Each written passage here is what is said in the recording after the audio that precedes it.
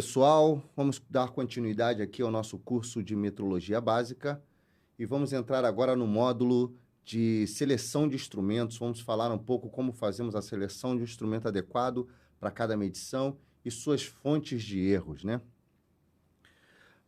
Ao selecionar um instrumento, né, mais adequado, a gente deve levar em conta fundamentalmente aí o campo da tolerância, né, que é dada para cada medida ali que vai ser verificada, né? Pois a gente pode ter aí peças diferentes, né, que podem ter a mesma medida nominal e especificada no mesmo projeto, né? Porém, a importância da sua exatidão pode ser diferente. Vamos dar um exemplo aí. Um cabo de vassoura, por exemplo, né? Ele pode ser de 25 milímetros, como também um pino de um pistão para o motor também pode ter a mesma medida nominal, né? Que é 25 milímetros. Porém, o primeiro caso, né? Pode ter uma variação de 1 milímetro que não vai afetar em nada. Por exemplo, você pode ter um cabo de vassoura que você vai comprar, se ele estiver variando aí 1 milímetro ou mais, que diferença isso vai fazer para você, né? Você vai continuar ali tendo a finalidade ali do cabo de vassoura ali, não vai fazer diferença nenhuma para você. Porém, já no segundo caso que eu dei, que é o pino aí num pistão de motor, essa variação de 1 milímetro, ela pode ser muito importante e impactar diretamente ali para o propósito final ali do pino, né, do pistão no motor. Então, o instrumento ideal para cada caso, ele deve ter uma leitura, uma resolução de acordo com a medida, né, a ser verificada e a sua tolerância, né? Então, assim, o que a gente acaba recomendando, né? Recomenda-se, né, que o instrumento possua, no mínimo, uma leitura igual à 10ª parte do campo da sua tolerância ou a tolerância da peça, né? Ou, no pior dos casos, que tenha igual à 5ª parte dessa tolerância.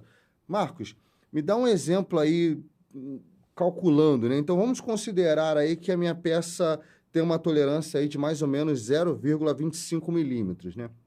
Então, logo, o seu campo de tolerância vai ter o quê? 0,5 milímetros, né? 0,25 para um lado, 0,25 para o outro lado. Então, conclui-se, então, levando em consideração essa aplicação que eu dei da 10ª parte, né, ou da 5ª parte, o que a gente vai concluir com isso? Que a gente pode ter um instrumento com uma leitura de mais ou menos 5 centésimos, né, de milímetros, seria um instrumento satisfatório para eu estar aplicando na medição que eu preciso numa peça com uma tolerância aí de 0,25 ou num campo de tolerância de 0,5. Ou, porém, num outro caso, eu posso ter até um instrumento com uma leitura aí de 0,1 milímetros, que aí ainda assim eu poderia utilizar esse instrumento. Então, esse critério está fundamentado aí na existência aí dessa relação direta entre a precisão de um instrumento e a leitura e a resolução adequada aí de cada instrumento. Vamos estar passando para a gente ver as principais fontes de erros, né? Então, as principais fontes de erros que a gente tem, né? A gente tem algumas que eu vou estar citando aqui no decorrer desse módulo, mas uma que a gente já inicia é a variação de temperatura, né? Então, a temperatura padrão de referência, né, ela é dada por 20 graus Celsius para todos os países aí industrializados. Ah, cara, de onde você tirou essa informação? Então, a gente tem normas, né? Por exemplo, aí a 196, né, que é uma norma Mercosul, ou a própria NBR 6165, né, que ela cita essa padronização da temperatura, né, em relação à fabricação, em relação aí à precisão especificada referente à fabricação de alguns equipamentos, né? Então, se a temperatura de uma peça ela muda, o que vai acontecer aí fisicamente, né? A peça ela acaba se expandindo ou ela pode se contrair e isso vai afetar diretamente aí no resultado da medição, né? Em alguns casos, por exemplo, a deformação da peça por efeito da temperatura, né? Do aumento da temperatura, ela é bastante comum, né? Por exemplo, em processos de usinagem, né? Com a retirada ali de cavacos, né? O que implica no quê? No aumento do volume. Então, quando não é possível trabalhar com a temperatura controlada a 20 graus, né, a maioria dos processos aí que a gente faz medições de peça, inspeção de peça, acaba sendo em campo, a gente não tem esse controle diretamente aí na temperatura do jeito que é normalizado, a 20 graus Celsius. Então, a gente pode fazer o quê? A gente pode fazer alguns cálculos para compensar o erro. E para tanto é necessário conhecer o quê? O coeficiente aí de expansão térmica de cada material, né? Então, é dado aí por essa fórmula que você está vendo aí no slide, onde a gente tem aí a forma, né, como acontece, né, esse ΔL. O que é o ΔL? É a variação do comprimento em função da temperatura, né? Então, a gente tem aí o ΔL, a gente tem o nosso comprimento nominal, que é o comprimento inicial. Imagina aí uma peça de 200 milímetros. Nós temos o alfa. O que é o alfa? É o meu coeficiente de dilatação linear, né? Que ele está diretamente relacionado com o material. Nós temos aí a temperatura, que é a temperatura do momento da medição ali em graus Celsius, e a temperatura que eu chamo de T0, né? Que é o T inicial, ou T de referência, né? Que é a temperatura normalizada, né? Com isso, eu vou ter aí o meu ΔL, né? Que é a minha variação do comprimento dessa peça, em relação à variação de temperatura, né? Isso eu vou ter um aprofundamento desse conceito dentro da metrologia, especificamente falando de calibração, quando eu pego ali na calibração de instrumentos dimensionais, né?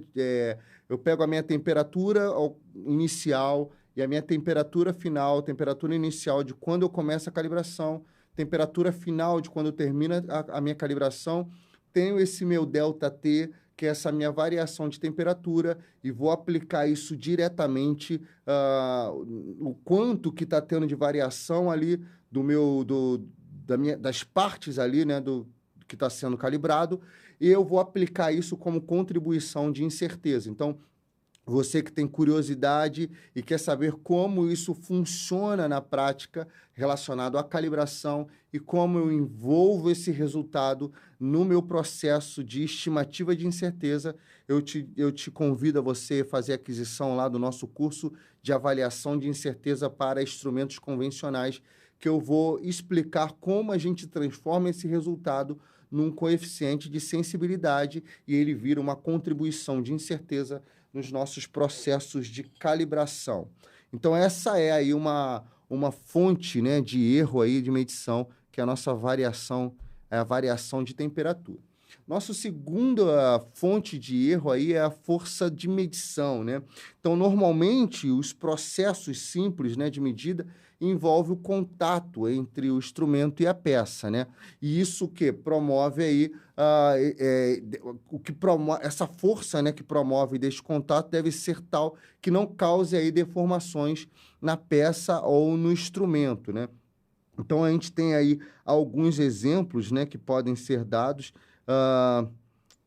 Um deles aí, por exemplo, é o paquímetro e o goniômetro, né, que não possuem controle de força, né, e dependem da habilidade do operador, né, vai depender aí de cada operador aí em relação a isso. Em muitos casos, são feitos aí treinamentos, né, dentro de uma equipe, por exemplo, num laboratório de calibração, onde a gente vai ver a homogeneidade ali da equipe quando se trata de habilidade, conhecimento, e aí a gente faz alguns testes, né? Por exemplo, testes de intralaboratoriais, né? Onde todos os técnicos estão fazendo a calibração de um mesmo instrumento, usando o mesmo instrumento, dentro das mesmas condições ambientais, e aí a gente vai ver qual é a maior variação entre os técnicos. A gente acaba pegando um pouco a interferência dessa fonte de erro aí, quando a gente faz esse estudo entre os técnicos.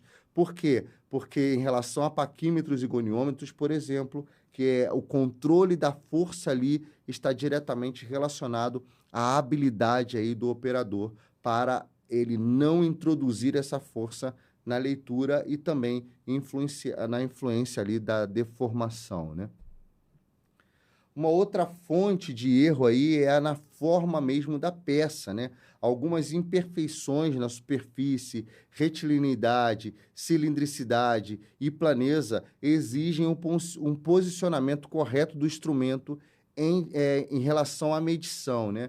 Então, isso pode interferir também em ser uma fonte de erro, né? Alguns casos, por exemplo, de peças cilíndricas, né? A gente precisa efetuar mais de uma medição, né? Por exemplo, do diâmetro, ou seja, a gente acaba fazendo medições em várias seções, né? Para verificar se ele realmente está numa condição circular ou ele pode estar representando uma forma cônica, né? Dependendo de como está a formação daquela peça. Então, você precisa medir esse diâmetro em várias seções no decorrer aí dessa peça cilíndrica. Uma outra fonte de erro, né, é a forma do contato. Que contato é esse? É o contato do instrumento em relação à peça que você está medindo. Então, na hora de você escolher o instrumento adequado, eu dei o exemplo lá nos slides anteriores, né? Falando da questão do campo da tolerância, mas a gente precisa entender que o tipo de instrumento, o tipo de equipamento, ele também precisa ser observado. Então, o contato do instrumento, se ele tem um contato esférico ou não, isso também pode influenciar na precisão da medição que você está fazendo ali na peça. Então, você também precisa observar o tipo do instrumento, o range do instrumento, se ele tem uma capacidade adequada ali para poder você fazer a sua leitura ali da sua medição, se o instrumento ele é num tamanho adequado em relação à peça que você está medindo. Então, todas essas características, elas podem influenciar ali e ser potenciais de fontes aí de erros de medição. Uma outra fonte de erro, né, é o famoso erro de paralaxe, né? O que seria o erro de paralaxe? Está muito vinculado a instrumentos analógicos, né? Instrumentos de leitura analógicos, como o caso aí da foto que você está vendo aí no slide, né? Que é um relógio comparador, ou um manômetro, vamos dizer assim também, né? Você acaba tendo esses erros de paralaxe, que é quando os traços de uma escala principal e uma outra secundária, ou seja, você tem uma escala principal, você tem menor divisões, né, que dividem ali a sua escala, elas estiverem em planos diferentes. Marcos, como eu consigo observar essa questão do plano diferente? Está diretamente relacionado com o observador e o instrumento que está sendo observado. Então, dependendo da direção de observação, você pode obter valores de leitura diferentes que vão implicar diretamente no erro, né? Assim como regra geral, a observação da leitura de um instrumento deve ser feita sempre no melhor posicionamento perpendicular da vista, né? Então, você precisa observar o quanto que você está de maneira perpendicular à leitura que você quer fazer no seu instrumento que você está a medir, né? Então, a gente precisa eliminar esses erros de paralaxe. Uma outra fonte de erro é o próprio estado de conservação do instrumento, né? Dependendo da forma que você está mantendo o seu instrumento conservado, mantendo o seu instrumento armazenado, isso pode provocar aí desgastes no instrumento, podem provocar folgas, né? Pode acarretar em diversos erros que são consideráveis, né? Então, a gente está vendo um caso aí bem extremo, na verdade, da imagem, né? Que é um micrômetro de 0 a 25, guardado aí junto com peças, soquetes, ou seja, não é um lugar adequado para ele estar guardado, né? Então, um programa de verificação, checagens intermediárias, calibração periódica é a garantia de uma medida confiável, né? E garantia também de que você está mantendo ali a manutenção, né, da conservação do seu instrumento. Uma outra fonte de erro que é crucial e fundamental é a prática, né? A habilidade do operador, né? Então, a falta de prática ou desconhecimento do sistema de medição pode afetar diretamente, né, em erros de medição, né? Então, o operador, ele precisa estar habilitado para manusear o instrumento. E é por isso que você está inscrito aqui, está assistindo essa aula, porque você está se aperfeiçoando na prática em relação ao uso dos instrumentos adequados para você estar fazendo a leitura. Então, recomenda-se efetuar práticas de medição utilizando o quê? Peças precisas com valores conhecidos.